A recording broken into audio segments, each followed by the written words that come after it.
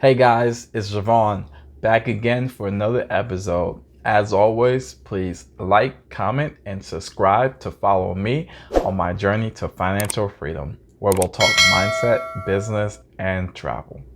So today, I want to bring you guys to a conversation that I had last week with one of my friends. I told him I was going to an auction in a couple weeks, and he was like, "Oh, I didn't know you brought houses there."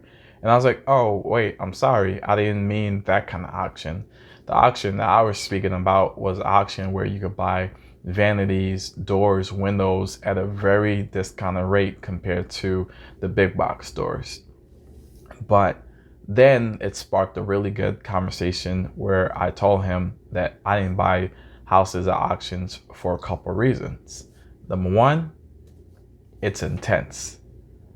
There's so many people there with the same mission to get the property, and the auctioneers, like, can I get a 105, 110, 120, and the price goes up really fast, and before you know it, you're there like, I wanted a 55 and it's at 125 right now. A really good tip that I learned from my mentor is, if you are going to go to auctions, make sure you have a strike price.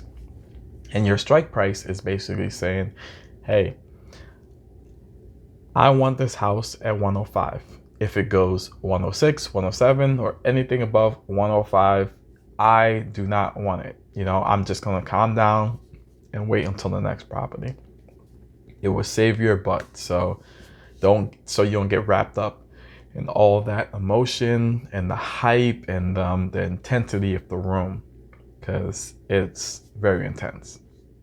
Number two is, you don't really get a chance to examine the property as thoroughly as you would like to estimate repair costs. The most you'll get sometimes is to see the outside of the property. Maybe you could peek in at the windows. A lot of times you're buying sight unseen, and it's really tough, especially if you don't have the experience or the knowledge of the neighborhood to be able to do something like that. So you have to be really careful. You can put yourself in a financial hole. For example, one of my buddies, he brought a house to the auction, and he admitted to himself when he first got into the property, he's like, wow, this is a lot more work than he expected. Number three is a competition. The competition's really tough. I mean, you only have a few properties at the auction, and you have that much more people that want those properties. So basic law of economics is, if there is limited supply and more demand, the price is going to go up.